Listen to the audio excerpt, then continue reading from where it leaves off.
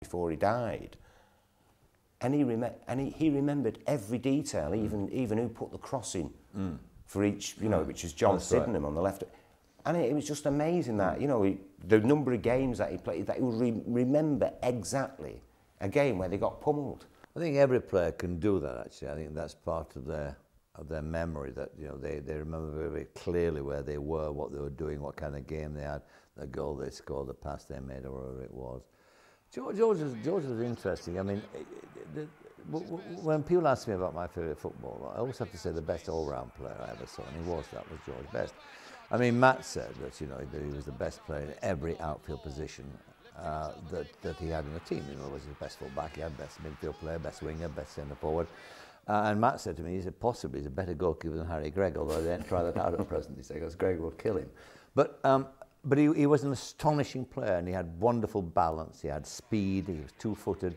Not naturally, and this is the other thing about George too, people assume when they saw George playing that he would ride the complete article. He didn't. He couldn't kick with his left foot. He got to a point where one thing he couldn't remember, if you asked him further on in his career, he couldn't remember which leg he used to kick with, best of all. He was both equally good with both. He couldn't head a ball when he arrived. He was a marvellous header of a ball by the time he'd finished. So he worked very, very hard, George, and that's the lesson, I think, of young players, to understand that, you know, you don't get there, you know, have all the natural talent in the world, but unless you practice it, unless you dedicate yourself to it, then you will never ever be as good as George Best was.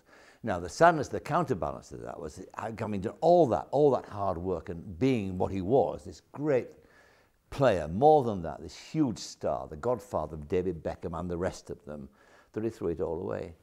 And I think that those of us who knew him for all his life never quite understood that that's what he wanted.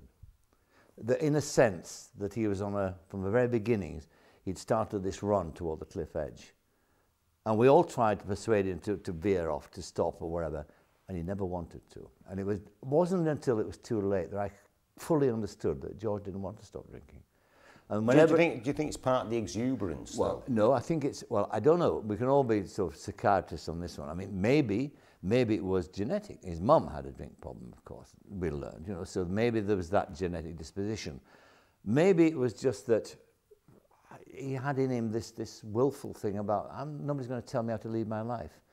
You know, and it was odd because 3 weeks before he died, we have at my pub down the road here, we have a good group of Man United loonies who pay lots of money for charity to get the United team down here for a dinner. And so every year they come down. It's mainly George's team, you know. 68 team. Yeah, David Sadler, Paddy, and all those people come down, you know, and it's great. It's, you know, they're wonderful. And Wolf McGuinness makes a terrible speech and all that. I'm trying to imagine the bar bill. Well, yeah, that's right. But anyway, they raised a lot of money for charity, and we play golf next day. Anyway, so a guy said to me, I'll give you 20 grand extra for the charity, he said, if you get Bestie down. Now, Bestie never done one of these things. He wasn't that kind of collective guy. He was almost a loner, George, you know, on the edge of it all.